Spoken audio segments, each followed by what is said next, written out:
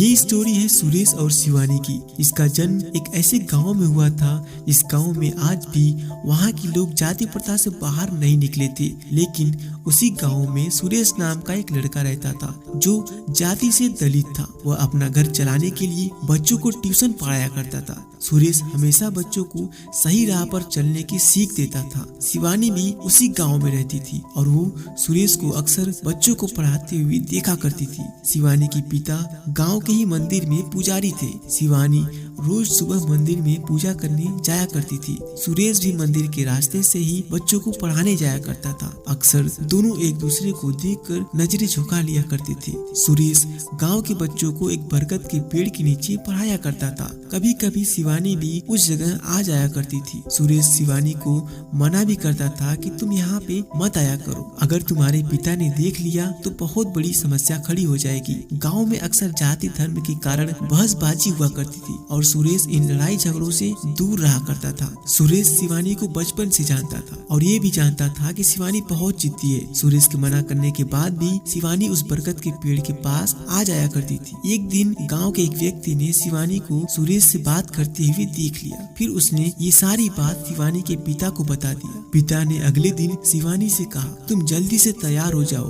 तुम्हें देखने लड़के वाले आ रहे हैं। ये बात सुन शिवानी हैरान थी कि अचानक से उसके पिता ने ये निर्णय कैसे ले लिया। अगले दिन शिवानी उसी बरगद के पेड़ के पास जाती है जहाँ सुरेश बच्चों को पढ़ा रहा होता है। शिवानी ने सुरेश से कहा, पापा ने मेरे लिए लड़का देखा है, मेरी शादी होने वाली है। सुरेश, ये तो अच्छी बात है। शिवानी, लेकिन मुझे शादी नहीं करनी है, मुझे इसी गाँव में रहना है। सुरेश, क्यों, ऐसा क्या है इस गाँव में जो तुम यहाँ से जाना नहीं चाहती? शिवानी, क्योंकि इस गाँव में पापा है और तुम हो। इतना कहकर शिवानी वहाँ से चली जाती है। सुरेश अब समझ चुका था कि शिवानी उसे पसंद करती है। सुरेश के दिल में भी शिवानी के लिए प्यार था, लेकिन उसने कभी भी अपने दिल की बात शिवानी को नहीं बताया। सुरेश ने गांव की जातिवाद समस्या की वजह से अपने प्यार को दिल में दबा के रखा था। लेकिन जब शिवानी ने उससे कहा कि उसकी शादी होने वाली है, तब सुरेश के दिल की धड़कनें तेज हो गई थी। लेकिन उस समय सुरेश ने शिवानी के सामने ऐसे बात किया मानो जैसे कि उसे कोई फर्क ही न पड़ता हो। अब दोनों के दिल में एक दूसरे के लिए प्यार था, लेकिन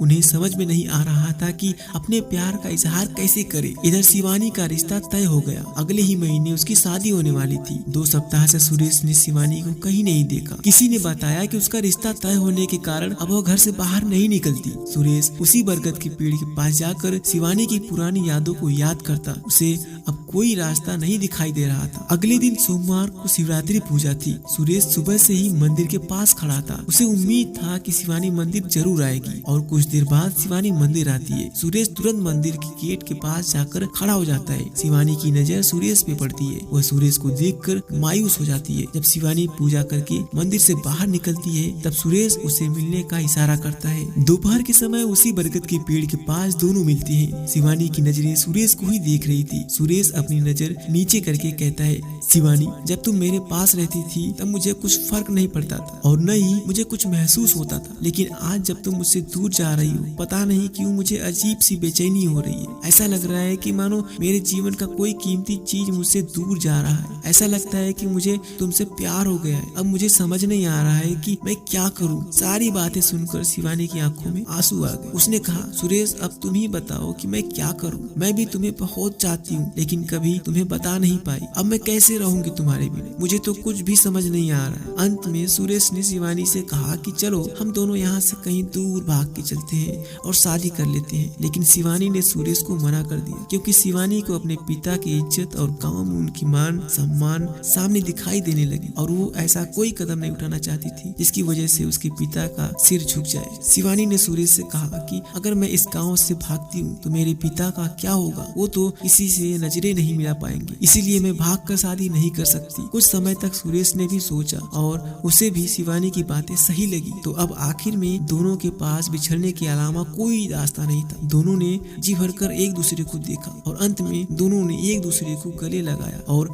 हमेशा के लिए एक दूसरे से जुदा हो गए। तो दोस्तों, आपको ये कहानी कैसी लगी? आप हमें कमेंट बॉक्स के माध्यम से अपनी फीडबैक दे सकते हैं और अगर आपको ये लव स्टोरी अच्छी लगी हो तो इसे अपने दोस्तों के साथ शेयर जरूर करना। धन्यवाद।